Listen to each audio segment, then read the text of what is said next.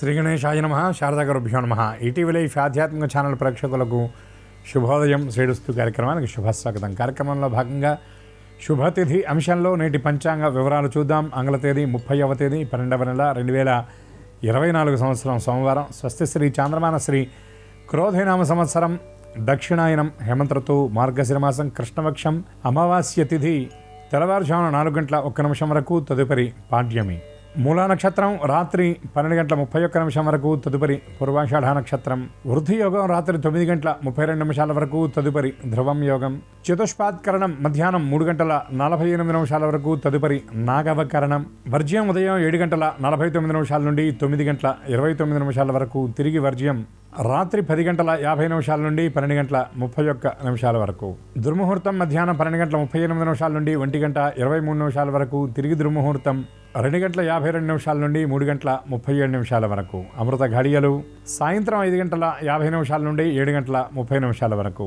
ఇక నేటి రాహుకాలం ఉదయం 7:30 నుండి 9 వరకు, యమగండం ఉదయం 10:30 నుండి 12 వరకు. ఇక ఈనాటి విశేషం దక్షిణాయనంలో వచ్చినటువంటి చిట్ట చివరి అమావాస్య. ఇది మార్గశిర బహుళ అమావాస్య. ఈ అమావాస్య సోమవారం కలిసి రావటం వల్ల ఈ అమావాస్య నాడు సముద్ర స్నానం చేయటం చాలా విశేషమని శాస్త్రవచనం. అందులో ఇవాళ మూలా నక్షత్రం కనుక ఉగ్రదేవతలైనటువంటి కాళీ, కాలభైరవుడు, అమ్మవారికి సంబంధించినటువంటి ఏదైనా శక్తి దేవతలకు ఈనాడు నిమ్మకాయల దండను సమర్పించడం, అట్లాగే నిమ్మడొప్పల్లో దీపారాధన, గుమ్మడికాయలో దీపారాధన చేయటం వల్ల సమస్త విధాలైనటువంటి గ్రహదోషాలు తొలగిపోతాయని శాస్త్రవచనం. అట్లాగే అమావాస్యకు సంబంధించినటువంటి ప్రత్యేకంగా పితృపర్వం అని చెప్పబడుతుంది.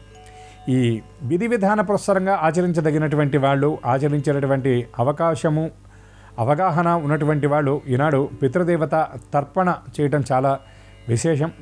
అట్లా అవకాశం లేనటువంటి వాళ్ళు పితృదేవతలను ఉద్దేశించి వారిని స్మరించి నమస్కరించిన, కొద్దిపాటి అన్నదానం చేసినా చాలా విశేషం. ఎందుకంటే నా అన్నోదక సమందానం అని శాస్త్రవచనం కనుక. అట్లా అవకాశం లేనటువంటి వాళ్ళు కనీసం వాళ్ళని స్మరించి వారి పేరుతో ఏదైనా ఇత్యోధికమైనటువంటి దానం చేయమని శాస్త్రంలో అది విహిత కర్మగా చెప్పబడుతుంది.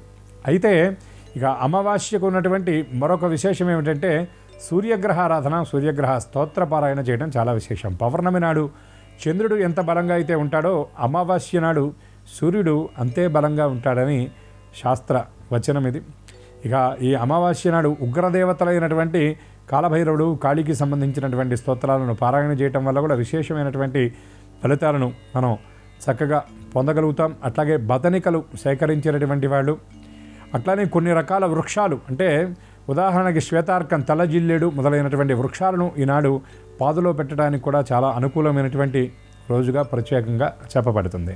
అయితే ఈనాడు అమావాస్య సోమవార వ్రతమని ప్రత్యేకంగా మనకి సోమావతి అమావాస్య అని దీన్ని ప్రత్యేకంగా చెప్తారు. ఈనాడు శివదర్శనం చేయటం, ముఖ్యంగా బిల్వవృక్షానికి సూత్రబంధనం అంటే సూత్రం పోసి ప్రదక్షిణ చేయటం వల్ల ఇది ఆయా ప్రాంత సంప్రదాయాలని అనుసరించి 54, 108 సంఖ్యలో బిల్వదళానికి కూడా సూత్రం, బిల్వ వృక్షానికి కూడా సూత్రం పోస్తారు. అటువంటి బిల్వవృక్షాన్ని దర్శించడం, బిల్వవృక్ష ప్రదక్షిణ, బిల్వవృక్షానికి సూత్రం పోయటం వల్ల ఈ అమావాస్య సోమవారం నాడు విశేషమైనటువంటి ఫలితాలు మనకు లభిస్తాయి. ముఖ్యంగా నిస్సంతువులు ఎవరైతే ఉన్నారో ఈ సోమవారం నాడు శివారాధన చేసి బిల్వవృక్ష ప్రదక్షిణ చేసి ప్రదోషంలో మళ్ళీ శివారాధన చేసి శివదర్శనం చేయడం వల్ల విశేషమైన ఫలితాలతో పాటు సత్సంతాన సౌభాగ్య సిద్ధిని కూడా పొందగలుగుతారు. అసలు మామూలుగానే బిల్వవృక్షాన్ని ఎక్కడ దర్శించినా మనం స్పర్శించి దర్శనం చేయాలని శాస్త్రవచనం. బిల్వం చుట్టూ కూడా ప్రదక్షిణ చేయాలి. దర్శనం బిల్వవృక్షంచ స్పర్శనం పాపనాశనం అఘోర పాప సంహారం ఏకబిల్వం శివార్పణం. శివమహాపురాణంలో పరమేశ్వరుడు నిత్యం నిరంతరం నివసించేటటువంటి 11 ప్రదేశాలు ఆయనే స్వయంగా చెప్పాడు. అటువంటి వాటిల్లో బిల్వవృక్షం అత్యంత ప్రధానమైనది. ఏ ఇంట్లో బిల్వవృక్షం ఉంటుందో ఆ ఇంట్లో ఈశ్వరుడు ఉన్నాడు అనే అర్థం. కానీ మనకు సంప్రదాయంలో కొన్ని వృక్షాలు ఇంట్లో ఉండకూడదని, ముఖ్యంగా ముళ్లకు సంబంధించినటువంటి వృక్షాలు ఉండకూడదని మనకి వాస్తుశాస్త్రంలో చెప్పబడుతుంది. కానీ వాటిల్లో ఈ బిల్వవృక్షానికి ఎగ్జంప్షన్ అనేది శాస్త్రంలో చెప్పబడుతుంది. అయితే బిల్వవృక్షాన్ని పవిత్రంగా చూసుకోవాలి. దీనికి స్పృశ్య అస్పృశ్య దోషం ఉంటుంది.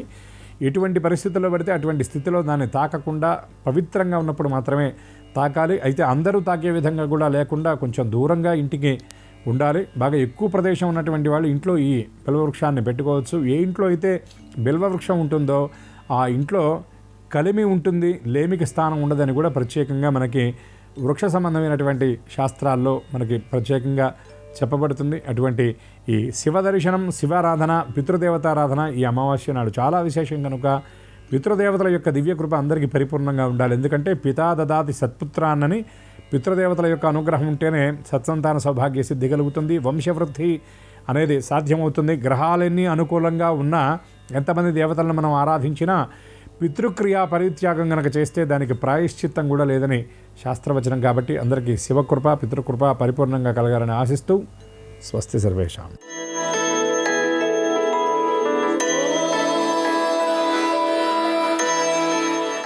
ఈటీవీ లైఫ్ ఆధ్యాత్మిక ఛానల్ ప్రేక్షకులందరికీ నమస్కారం. శ్రీరస్తు కార్యక్రమంలో గ్రహయోగం అంశానికి స్వాగతం.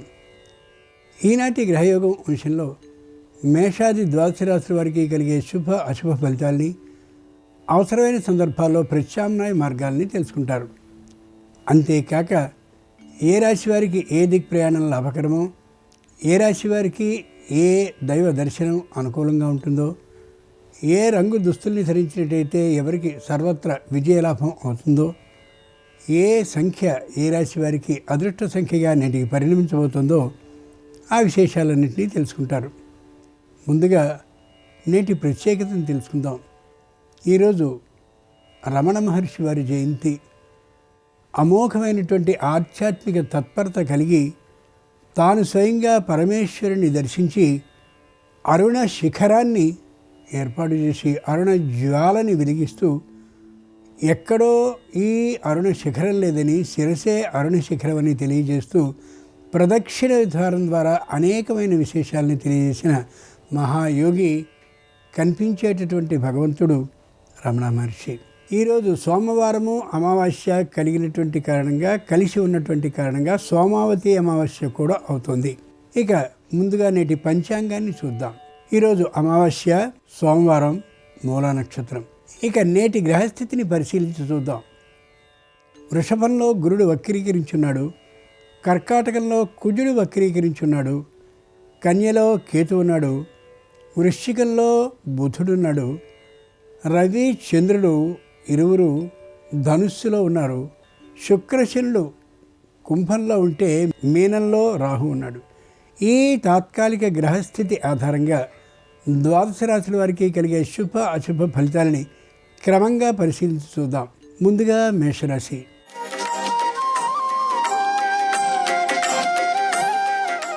ఈరోజు మేషరాశి వారి ఫలితాలని పరిశీలించి చూస్తే ఉద్యోగస్తులకి తప్పనిసరి ఒత్తిడి ఉంటుంది, విపరీతమైనటువంటి శ్రమ ఉంటుంది, చెప్పలేనంత పని భారం ఉండేటటువంటి కారణంగా అధికారుల మీద వ్యతిరేక భావం ఏర్పడుతుంది. అయినా ఉద్యోగ భద్రత కోసం, కుటుంబ నిర్వహణ కోసం పరిస్థితులకి తట్టుకుని నిలబడాల్సిందే తప్ప వ్యతిరేకించడం వల్ల ప్రయోజనం ఉండదు. సరికదా, విరోధ భావం కూడా కలగచ్చు పై అధికారులకి. ఏ నిర్ణయాన్ని చేయదలిచినప్పటికీ కూడా 1-2 మార్లు ఆలోచించి మాత్రమే నిర్ణయాన్ని చేయాలి తప్ప తమకు తాముగా స్వీయ నిర్ణయాన్ని చేస్తే ఇబ్బంది పడే అవకాశం గోచరించవచ్చు. సోమావతి అమావాస్య సందర్భంగా మేషరాశి వారు భద్రకాళీదేవిని సంపూర్ణంగా పూజించి అప్పాలని నైవేద్యంగా సమర్పించేటైతే శుభవార్తను వినే అవకాశం కలగచ్చు. నిర్ణీత దిక్ ప్రయాణం అనుకూలం, కలిసొచ్చే రంగు ఎరుపు, అదృష్ట సంఖ్య 4.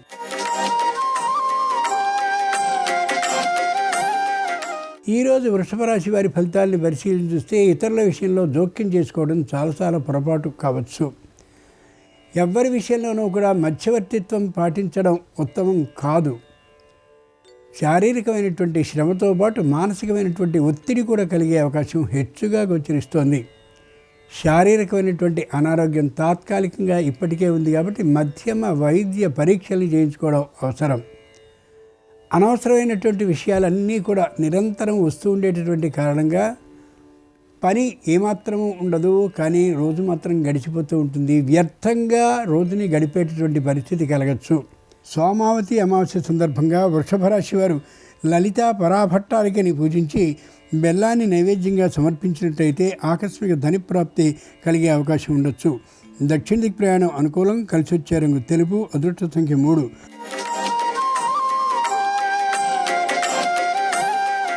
ఈరోజు మిథున రాశి వారి ఫలితాలని పరిశీలించి చూస్తే మానసికంగా దృఢంగా ఉంటారు, శారీరకంగా కూడా బలంగా ఉంటారు. ఎక్కడైనా పెట్టుబడి పెట్టాలనేటువంటి ఆలోచన ఉంటుంది, కానీ ధైర్యము సాహసము ఉండకపోయేటటువంటి కారణంగా పెట్టుబడిని పెట్టలేకపోవచ్చు. ముఖ్యంగా ఏ పనిని చేయదలిచినప్పటికీ కూడా అనుకూలమైనటువంటి ఆలోచనలతోనే ఉంటారు, కానీ లౌక్యంతో కొన్ని సందర్భాల్లో జాగ్రత్తని పాటించడం తప్పనిసరి. పై అధికారులతో మాట్లాడేటటువంటి సందర్భంలో ఆచితూచి మాట్లాడడం చాలా అవసరం.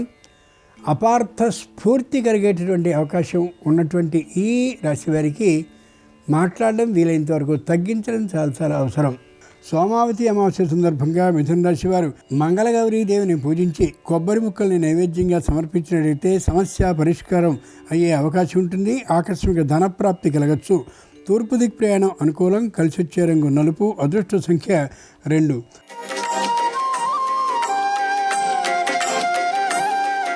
ఈరోజు కర్కాటక రాశి వారి ఫలితాలని పరిశీలించి చూస్తే మానసికంగా దృఢంగా ఉంటారు, శారీరకంగా బలంగా ఉంటారు. ఏ ఒక్క విషయంలోనూ కూడా కలుసుబాటుతనం ఏమాత్రం ఉండకపోవచ్చు. ఎక్కడో చోట పెట్టుబడి పెట్టాలని ఆలోచించినప్పటికీ ఈ లోపులోనే ఆ సొమ్ము ఏదో ఒక తీరుగా ఖర్చు అయ్యేటటువంటి అవకాశం గోచరిస్తోంది. అనుకున్న ప్రతి పని చేతిదాకా వచ్చి జారిపోయేటటువంటి విధానం ఉన్న కారణంగా మానసికంగా కొద్ది తడబాటు పడతారు, కొద్దిగా నిరుత్సాహపడే అవకాశం కూడా ఉండొచ్చు. వైద్యుని యొక్క అవసరం తాత్కాలికంగా ఏర్పడే అవకాశం ఉంది కాబట్టి మధ్యమ వైద్య పరీక్షలు చేయించుకోవడం అవసరం. సోమావతి అమావాస్య సందర్భంగా కర్కాటక రాశి వారు ఉమాదేవిని పూజించి చెరకు రసాన్ని నైవేద్యంగా సమర్పించినట్టయితే దాంపత్యంలో అన్యోన్య భావం ఏర్పడమే కాకుండా భూ లాభసిద్ధి కూడా ఉండొచ్చు. పశ్చిమ దిక్ ప్రయాణం అనుకూలం. కలిసి వచ్చే రంగు నీలం. అదృష్ట సంఖ్య 9.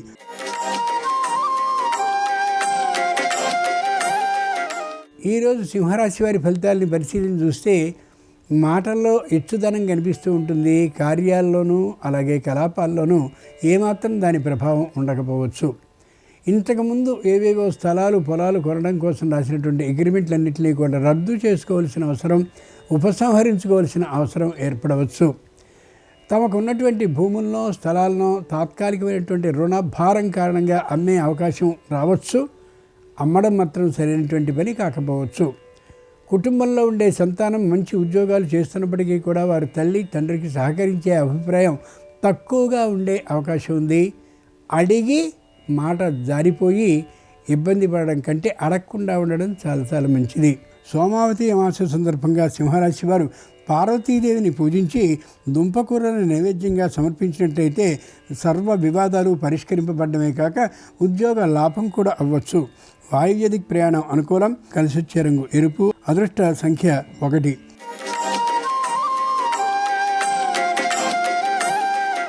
ఈరోజు కన్యారాశి వారి ఫలితాలని పరిశీలించి చూస్తే ప్రతి విషయంలోనూ కూడా స్పష్టత గోచరిస్తూ ఉంటుంది.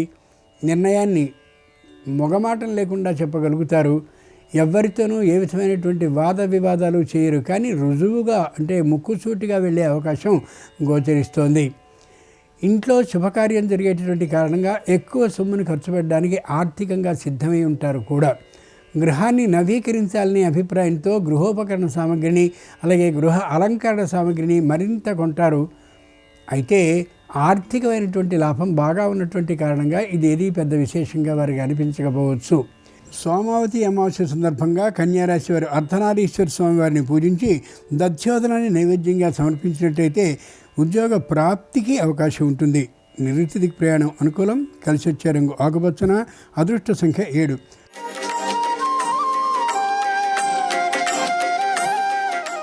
ఈరోజు తులారాశి వారి ఫలితాలని పరిశీలించి చూస్తే ముక్కుసూటిగా మాట్లాడతారు, కానీ మాట్లాడే మాట కరుకుగా ఉండేటువంటి కారణంగా ఎదుటివారికి వినాలి అనేటువంటి ఆలోచన కలగకపోవచ్చు.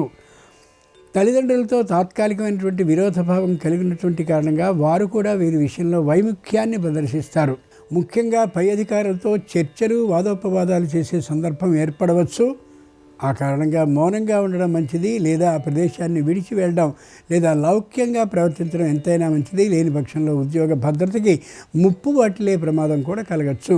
సోమావతి అమావాస్య సందర్భంగా తులారాశి వారు మీనాక్షీదేవిని పూజించి అరటి పండ్లను నైవేద్యంగా సమర్పించినట్లయితే సంపూర్ణ మనశ్శాంతి కలగడమే కాకుండా విదేశీయానం ఆర్థిక లాభంతో సహా కలిగే అవకాశం ఉండొచ్చు. దక్షిణ దిక్ ప్రయాణం అనుకూలం. కలిసి వచ్చే రంగు పసుపచ్చన. అదృష్ట సంఖ్య 9.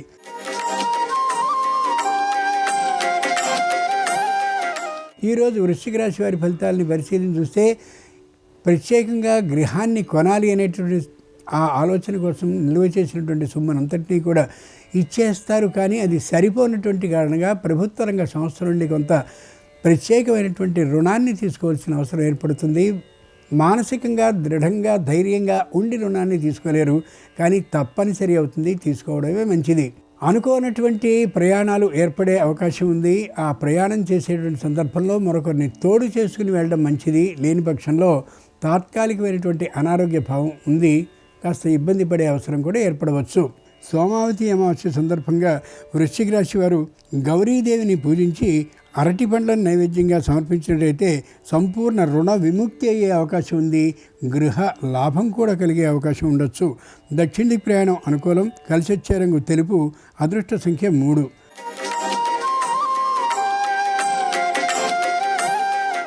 ఈరోజు ధనురాశి వారి ఫలితాలని పరిశీలన చూస్తే ప్రతి విషయంలోనూ కూడా ఉత్సాహంగా ఉంటారు. శారీరకంగా మధ్యమ ఆరోగ్యంతో మాత్రమే ఉంటారు. సంతానానికి సంబంధించినటువంటి చదువు విషయంలో మరింత శ్రద్ధని చూపిస్తారు. వారు అంతగా రాణించలేకపోయేటటువంటి కారణంగా నిరుత్సాహానికి గురి అవుతారు. ఇంతకుముందు చేసినటువంటి రుణానికి సంబంధించిన వడ్డీలు పెరిగినటువంటి కారణంగా ఆర్థికంగా తీర్చడం కొంత భారమే అయినప్పటికీ కూడా రుణాన్ని తీసుకోకుండా జాగ్రత్తగా దాన్ని సర్దుబాటు చేసుకోగలుగుతారు. అన్నదమ్ములు అప్పచెల్లెళ్ళు ఏమాత్రము సహకరించే అవకాశం మాత్రం ఉండకపోవచ్చు ఈ రోజున ఈ రాశి వారికి. సోమావతి అమావాస్య సందర్భంగా ధనురాశి వారు కాళికాదేవిని పూజించి దధ్యోదనాన్ని నైవేద్యంగా సమర్పించినట్లయితే వివాహాది శుభకార్యాలన్నీ సానుకూలంగా నెరవేరుతాయి. తూర్పు దిక్కు ప్రయాణం అనుకూలం. కలిసి వచ్చే రంగు ఎరుపు. అదృష్ట సంఖ్య 2.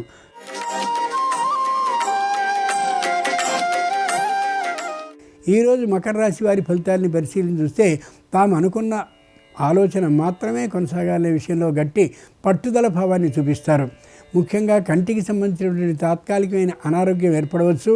పరీక్ష చేసుకోవడం చాలా అవసరం. ఎవరితో మాట్లాడినటువంటి సందర్భంలో నిదానంగా మాట్లాడతారు. అందరి మనసుని ఆకర్షించుకోగలుగుతారు. కుటుంబంలో ఉన్నటువంటి సభ్యులందరూ కూడా వీరిని చాలా గౌరవిస్తూ ఉంటారు. సంతానానికి కావాల్సినటువంటి అవసరాలని కూడా తమ వద్దన్నటువంటి చిన్న మొత్తం నుండే తీర్చుకోగలుగుతారు. వారి ఆదరణ గౌరవాన్ని సంపూర్ణంగా పొందగలుగుతారు. సోమావతి అమావాస్య సందర్భంగా మకర రాశి వారు కాశీ విశాలక్ష్మిని పూజించి రవ్వకేసరిని నైవేద్యంగా సమర్పించినట్లయితే ఉద్యోగ ప్రాప్తికి అవకాశం ఉండొచ్చు. వాయువ్య దిక్కు ప్రయాణం అనుకూలం. కలిసి వచ్చే రంగు నలుపు. అదృష్ట సంఖ్య 8.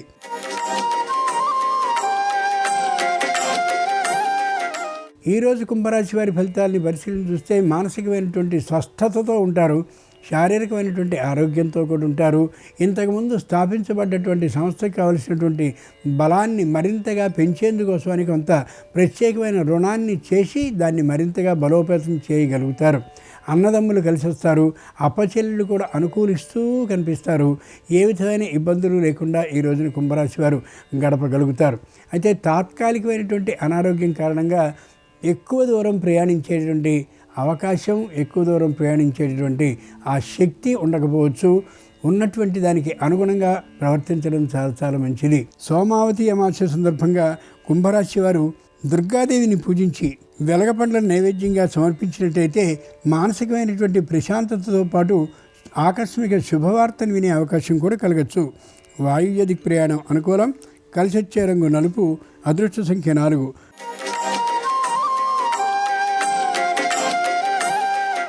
ఈరోజు మీనరాశి వారి ఫలితాలని పరిశీలించి చూస్తే న్యాయస్థానంలో ఉన్నటువంటి అభియోగం వ్యతిరేకమైనటువంటి తీర్పుకి దాదాపు సిద్ధమైనట్లుగా అనిపించవచ్చు. దాంతో మానసికంగా చాంచల్యం ఏర్పడే అవకాశం ఉంది.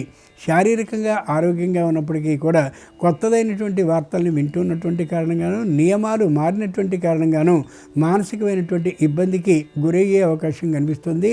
న్యాయస్థానపు తీర్పు విషయంలో భయపడవలసిన అవసరం అయితే ఏమాత్రమూ లేనే లేదు. తాత్కాలికంగా కలిగినటువంటి పరిణామం వారికి కొద్ది మనశ్శాంతిని లేకుండా చేస్తుంది, కుటుంబ సభ్యులతో సహా. సంతానానికి సంబంధించినటువంటి విద్యా ప్రతిభలు మరింత గొప్పగా ఉండేటటువంటి కారణంగా స్వదేశంలోనే కాక విదేశంలో కూడా వారికి మంచి కళాశాల ప్రవేశాలు ఏర్పడే అవకాశం ఉంది. అయితే ఆర్థికమైనటువంటి ఆ శక్తి లేనటువంటి కారణంగా విదేశాలకు పంపించే అవకాశం ప్రస్తుతానికి ఉండకపోవచ్చు. ముందు నాటికి ఆర్థికమైనటువంటి వసతి కానీ ఉన్నట్లయితే పంపించాలనే నిర్ణయానికి రావచ్చు. తాత్కాలికంగా మాత్రం విదేశీయానం ఉండకపోవచ్చు. సోమావతి అమావాస్య సందర్భంగా మీనరాశి వారు శ్రీ మహాగణాధిపతిని పూజించి పంచఫలాలను నైవేద్యంగా సమర్పించేటైతే సకల విఘ్నాలు తొలగిపోవడమే కాకుండా నూతన పదవి లాభం కలగచ్చు. ఈశాన్య దిక్ ప్రయాణం అనుకూలం. కలిసొచ్చే రంగు నలుపు. అదృష్ట సంఖ్య 3. ఇవి ఈనాడు ద్వాదశ రాశుల వారికి కలిగే శుభ అశుభ ఫలితాలు. ఈరోజు సోమావతి అమావాస్య అయినటువంటి సందర్భంగా ద్వాదశ రాశుల వారికి భద్రకాళి అనుగ్రహం సంపూర్ణంగా కలగాలని హృదయపూర్వకంగా ప్రార్థిస్తూ స్వస్తి.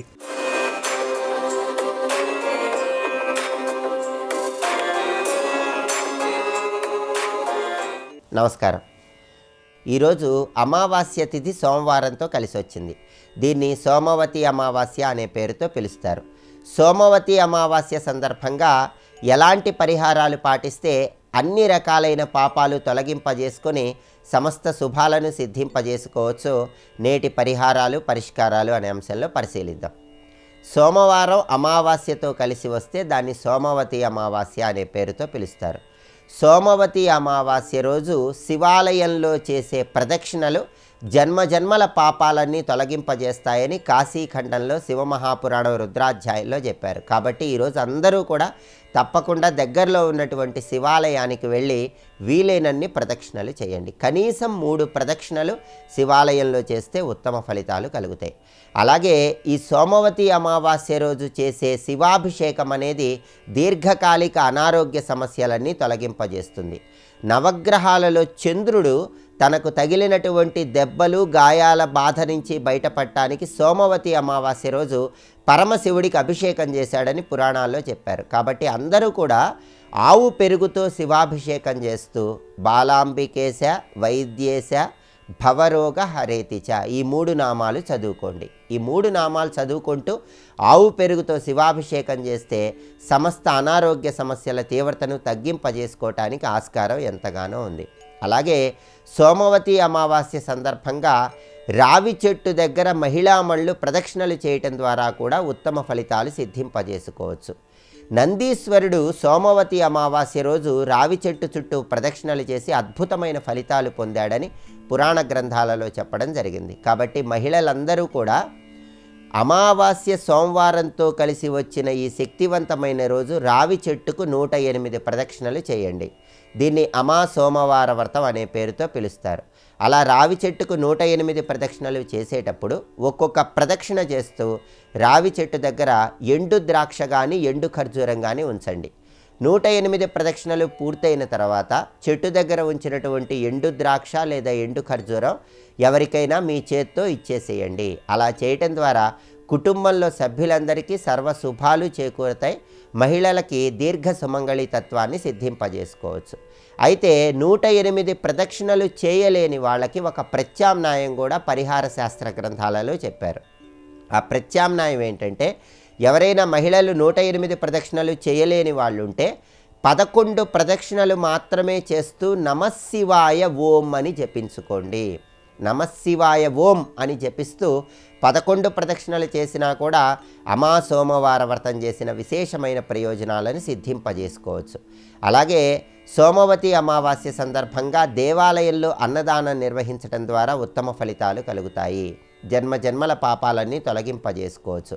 అలాగే రావి చెట్టు దగ్గర ప్రదక్షిణలు పూర్తి చేసి అక్కడ మట్టి ప్రమిదలో ఆవాల నూనె పోసి 12 ఒత్తులు వేసి దీపాన్ని వెలిగించడం ద్వారా పితృదేవతల సంపూర్ణమైన అనుగ్రహానికి సులభంగా పాత్రలు కావచ్చు.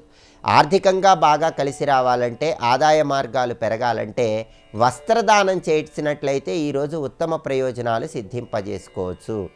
అలాగే మహిళామణులు ఎవరైనా సరే రావి చెట్టు దగ్గర దీపం వెలిగించిన తర్వాత పక్షులకు గింజలు ఆహారంగా వేసినట్లయితే, పక్షులకు కానీ పావురాలకు కానీ గింజలు ఆహారంగా వేసినట్లయితే సంతానపరమైనటువంటి దోషాలన్నీ తొలగింపజేసుకోవచ్చు. సంతానం జీవితంలో మంచి పురోభివృద్ధిని సాధించడానికి ఈ పరిహారం విశేషంగా సహకరిస్తుంది. అలాగే ఎవరైనా సరే గృహంలో పాదరస శివలింగానికి కానీ, స్ఫటిక శివలింగానికి కానీ, నర్మదా బాణలింగానికి కానీ సోమవతి అమావాస్య సందర్భంగా ప్రదోష కాలంలో అభిషేకం నిర్వహించుకోవటం ద్వారా అఖండ ఐశ్వర్య ప్రాప్తిని సిద్ధింపజేసుకోవచ్చు. సోమవారంతో కూడిన అమావాస్య రాత్రికి భోజనం చేయరాదు. ఒక పూట మాత్రమే భోజనం చేయాలి. దానివల్ల మంచి ప్రయోజనాలు అందిపుచ్చుకోవచ్చు. ఈ ప్రత్యేకమైన విధి విధానాలు పాటించడం ద్వారా జన్మజన్మల పాపాలన్నీ తొలగింపజేసుకొని పరమశివుడి సంపూర్ణమైన అనుగ్రహానికి ప్రతి ఒక్కరూ సులభంగా పాత్రలు కావచ్చు. అలాగే రేపటి నుంచి పుష్యమాసం ప్రారంభమవుతోంది. ఈ సందర్భంగా ఎలాంటి విధి విధానాలు పాటించాలో, అలాగే 2024 సంవత్సరానికి ఆఖరి రోజు డిసెంబర్ 31వ తేదీ సందర్భంగా ఎలాంటి ప్రత్యేకమైన పరిహారాలు పాటిస్తే రాబోయే ఆంగ్ల నూతన సంవత్సరం 2025 మొత్తం అదృష్టాన్ని, ఐశ్వర్యాన్ని అందిపుచ్చుకోవచ్చు. రేపటి పరిహారాలు, పరిష్కారాలు అనే అంశంలో పరిశీలిద్దాం. నమస్కారం. ఈ కార్యక్రమాన్ని తిరిగి చూడాలనుకుంటే www.youtube.com/ETV Life Spiritual లో చూడవచ్చు.